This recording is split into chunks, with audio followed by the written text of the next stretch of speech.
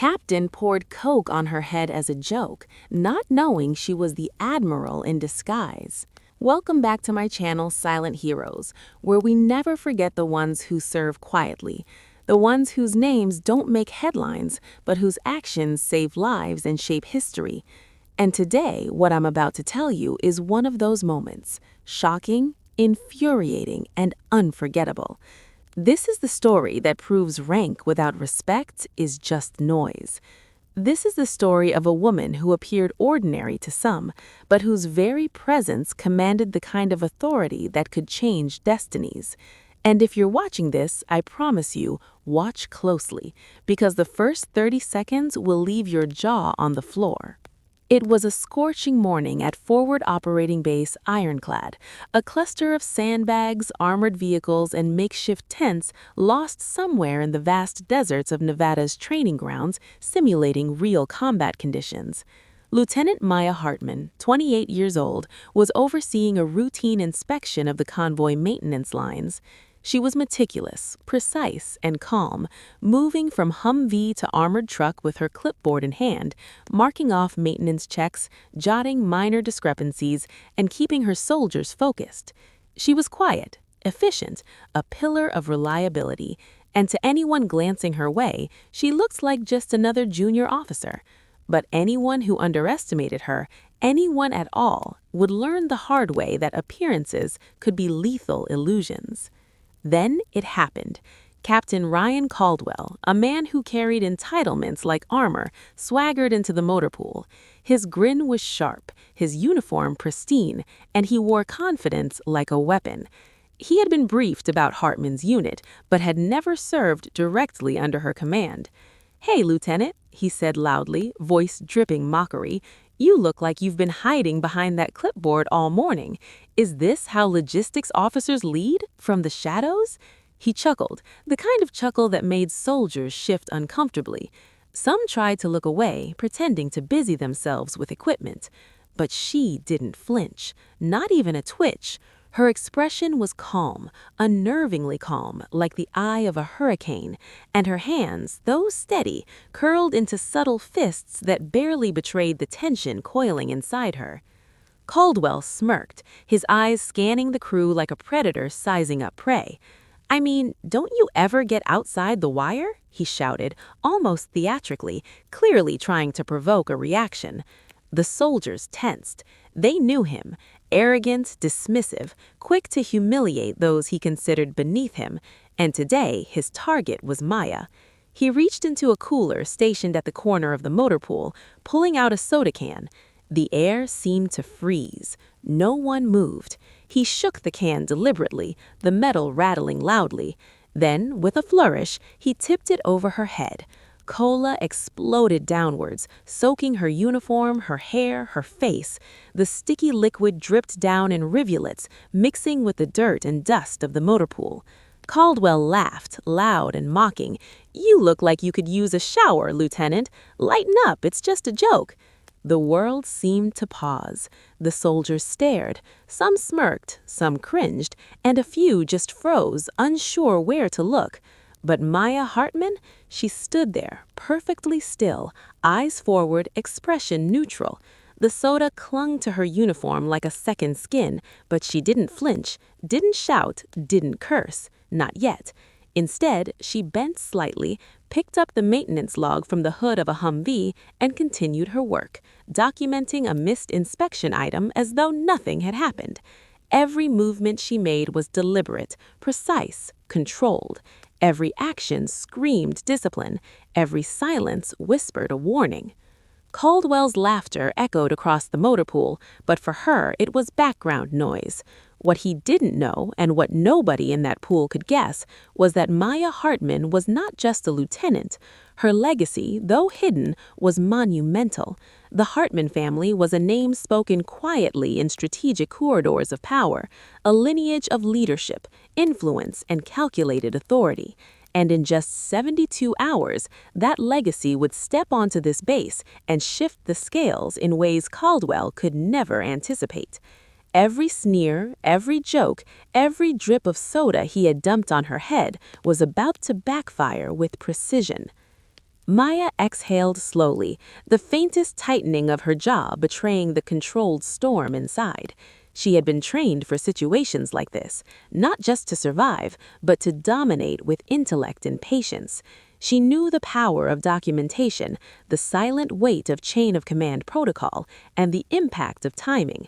She didn't need to scream. She didn't need to confront Caldwell publicly. The eyes of 30 soldiers were already witnesses, and their impressions were invaluable. Every detail, every movement, every audible chuckle from Caldwell was being logged in her mind and in her reports. This was a lesson, but it was one she intended to teach without ever raising her voice. Caldwell, oblivious, strutted back and forth, patting his uniform, enjoying the spectacle. "Come on, lighten up, it's just a joke." His voice pierced the hot morning air, yet Maya remained still, like a marble statue in motion, all calm and composure. Her soldiers, seeing her response, or lack thereof, shifted uneasily. Some felt admiration, some anxiety, some disbelief.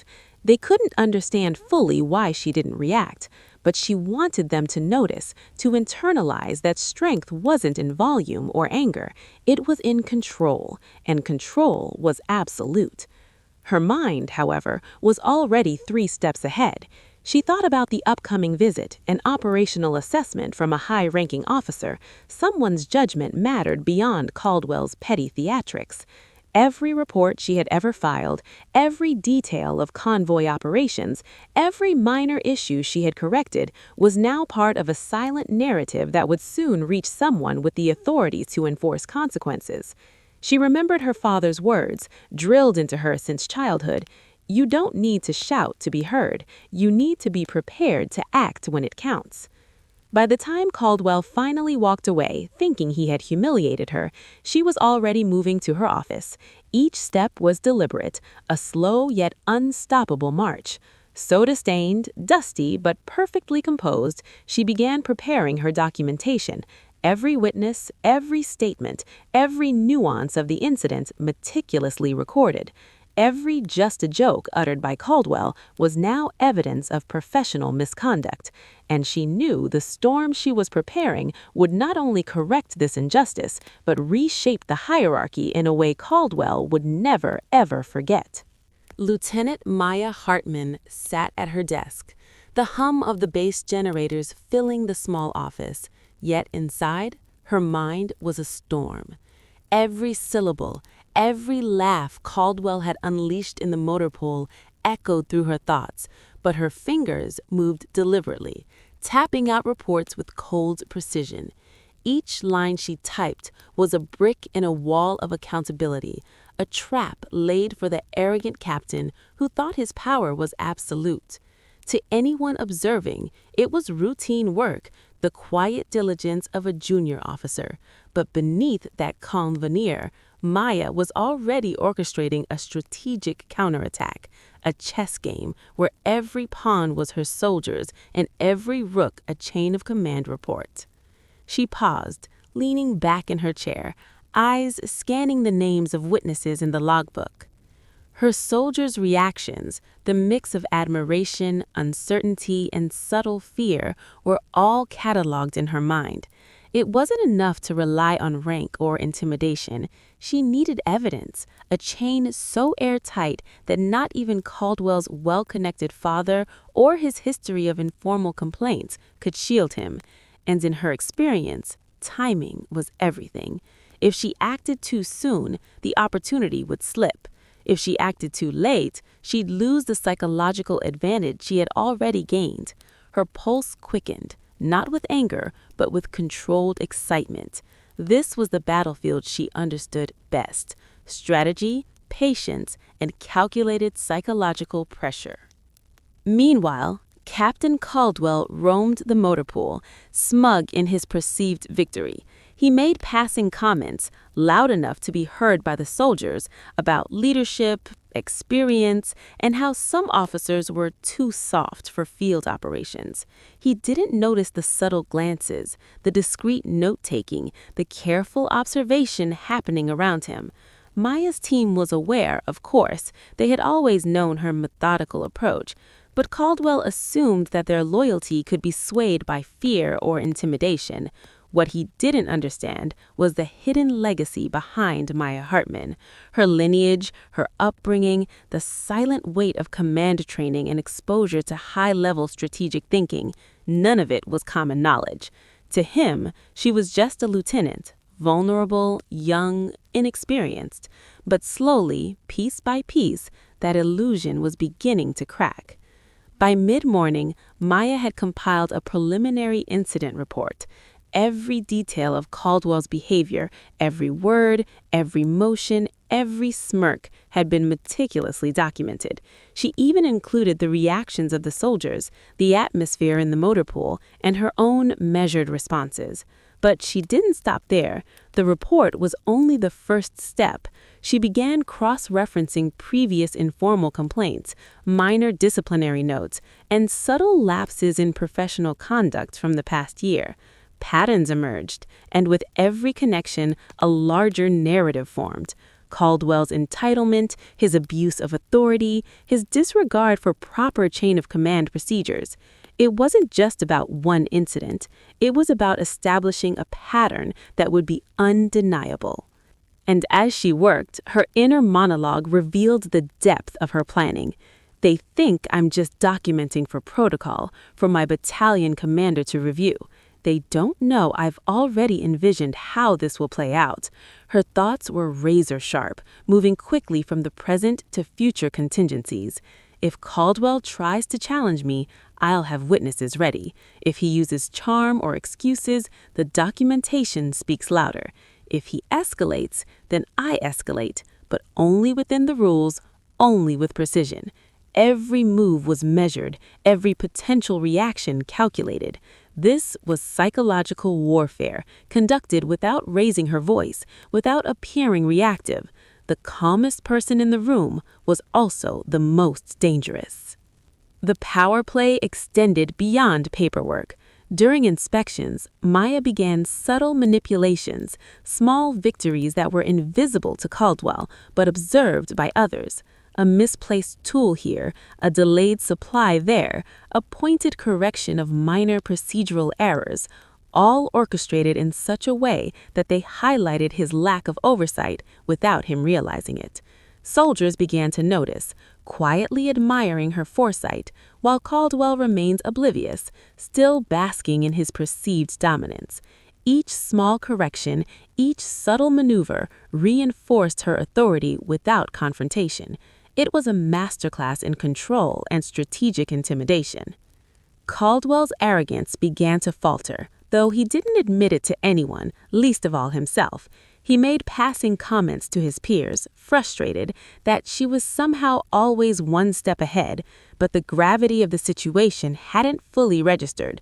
Maya's hidden legacy, the authority she carried in silence, was beginning to manifest in these small, precise victories. Observers began to whisper among themselves, noting how she handled the tension, how she maintained discipline while simultaneously undermining the very credibility of the captain who sought to humiliate her. The psychological mind games were subtle, almost invisible, but devastating in their effectiveness. Throughout the day, shifts between calm and anger played across Maya's face like controlled lightning. A soldier made a careless comment. She corrected them quietly, firmly. Caldwell made a joke at her expense. She ignored it publicly, but prepared evidence privately. The narrative of the motor pool was being rewritten without a single overt confrontation. Each fast-paced interaction, each slow, deliberate correction was another move in a larger game. By the evening, the soldiers were quietly following her lead, the psychological shift in authority complete. Caldwell still held the formal title of captain, but the power dynamics were subtly, irrevocably changing. In the solitude of her office that night, Maya reflected on the day. The slow burn of tension had transformed into a quiet, simmering anticipation. She reviewed her documentation again, adding small annotations, connecting dots, predicting responses. Her inner monologue was both reflective and tactical. He has no idea what's coming. He thinks he's winning. He doesn't know the full weight behind me. yet. The first hints of her hidden authority had already been felt in the motor pool. The soldiers, the observers, and even Caldwell himself were unwitting participants in a game they could not yet see in its entirety. And somewhere deep inside, Maya allowed herself a small, private satisfaction. Not arrogance, not malice, but acknowledgement of control. The captain who sought to humiliate her had unwittingly walked into a web of precision, timing, and strategy. She had documented, anticipated, and subtly shifted the balance of power, and the audience, watching this unfold in these paragraphs, could feel the tension, the rising storm, the subtle, terrifying intelligence of a woman who was more than her rank suggested. The morning air at Fort Horizon was sharp, carrying a chill that cut through the desert heat like a knife. But inside the command center, tension was thick enough to taste. Lieutenant Maya Hartman walked through the corridors with a calm precision, every step measured, every glance deliberate. She had submitted her final report days earlier. Each line, each witness statement, each carefully documented infraction prepared for a higher authority, someone with the power to turn this situation into a lesson Caldwell would never forget. Today, that authority had arrived. The subtle weight of her human legacy, the kind of authority forged in decades of strategic leadership, respected yet unspoken, was about to intervene, and the world would see consequences executed with the precision of a scalpel, not the clatter of vengeance. Captain Ryan Caldwell was oblivious as he entered the command briefing room, still believing himself untouchable. The arrogance that had carried him through junior officer assignments, the belief that his connections in history insulated him, made him laugh quietly to himself.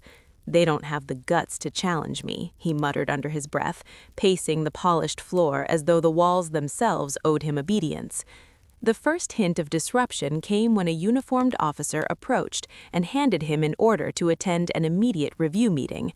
His brow furrowed, irritation bubbling beneath the surface, but he brushed it off. Routine inspection, nothing to worry about, he told himself.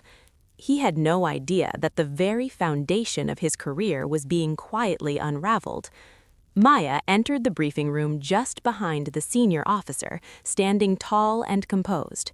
The room was silent, the weight of anticipation tangible. Every officer present could feel it, even the ones unfamiliar with her reputation. The commanding general, a figure known for strategic brilliance and meticulous oversight, looked directly at Caldwell before addressing the room. "Captain Caldwell," the general began, voice measured but firm, "we have reviewed your recent conduct regarding subordinate interactions, documented incidents, and chain of command concerns. I require your full explanation immediately." The statement, clinical and professional, struck Caldwell like a thunderclap. He stumbled, searching for a justification, a loophole, an excuse, but the evidence was meticulous, undeniable, and utterly comprehensive. Maya's heart remained steady, yet a subtle thrill ran through her. She watched Caldwell falter, his bravado collapsing in real time, and she allowed herself a private moment of satisfaction. Not gloating, not screaming victory, but a recognition of control, of the brilliance in the quiet strategy she had executed. Every report, every minor annotation, every psychological maneuver in the past days had led to this moment, and now, in front of the highest authority on base, Caldwell's illusions of power shattered piece by piece. Witnesses she had prepared were called forward, recounting events calmly, each description perfectly aligned with the documented report. No exaggeration, no emotional flair, pure, unassailable fact. Caldwell's face paled as the room unfolded his professional failings, one after another. Not just the public humiliation of Lieutenant Hartman, but patterns of disrespect, misuse of authority, and repeated lapses in judgment. The consequences were immediate and severe. Orders were issued on the spot. Caldwell was temporarily relieved of his duties, pending a formal command-directed investigation. His peers, previously complicit in overlooking minor misdeeds, now looked on in stunned silence. The career he had assumed would progress unchallenged was suddenly teetering on collapse, and the world he had built on arrogance and entitlement was crumbling without a single shouted insult, without a single overt act of revenge from Maya. Throughout the process, Maya maintained her composure, her outward calm masking the satisfaction and pride she felt. Her soldiers, watching quietly from nearby, understood something profound. Respect was not demanded through theatrics or threats, it was earned through intelligence, discipline, and strategic brilliance. And Maya Hartman had earned it, not with anger, not with vengeance, but with the subtle, devastating power of preparation and foresight. In the days following Caldwell's removal, whispers spread across the base. The officers who had doubted her, the soldiers who had watched the initial humiliation unfold, all recognized the quiet genius of her strategy. She had turned a moment of weakness into a masterclass in authority and subtle justice. But the ultimate twist was yet to come. The hidden legacy, the very foundation of her presence at Fort Horizon, revealed itself not with fanfare or dramatic declaration, but with a quiet, undeniable authority that spoke volumes. The commanding general, having observed the incident, privately acknowledged Maya's exceptional handling of the situation. Your discipline, your strategic foresight, and your ability to maintain professionalism under provocation, these are the qualities of true leadership, he said softly, a rare smile of approval crossing his features. The subtlety of the recognition, unannounced, unpublicized, yet powerful, was a lesson for all in the room. True authority does not shout, it commands respect quietly, efficiently, and decisively. Maya's career continued, her reputation soaring not because of her family's legacy alone, but because of the way she had orchestrated justice with precision, intelligence, and restraint. Caldwell, now reassigned to a rear staff role, faced the tangible consequences of his actions. His future in operational command effectively ended. Yet for Maya, the victory was measured in respect earned, trust solidified, and the knowledge that her hidden authority had intervened not for personal revenge, but to uphold the standards she had sworn to maintain. The lesson resonated across the base, echoing in hushed conversations and subtle glances, a reminder that discipline, preparation, and strategic patience could topple arrogance without ever raising one's voice. And as we close this story today, remember why we tell these tales on Silent Heroes. The quiet ones, the disciplined, the patient, they are shaping history in ways the world rarely sees. If this story touched you, if Maya Hartman's intelligence, composure, and strategic brilliance inspired you even a little, then please do me a favor. Subscribe to the channel, hit the like button, and leave a comment below telling me where in the world you're watching from. Your engagement fuels these stories, and it reminds the world that silent heroes are never forgotten. So once again, subscribe, like, and share your location. I want to know the global reach of those who appreciate courage, discipline, and subtle genius.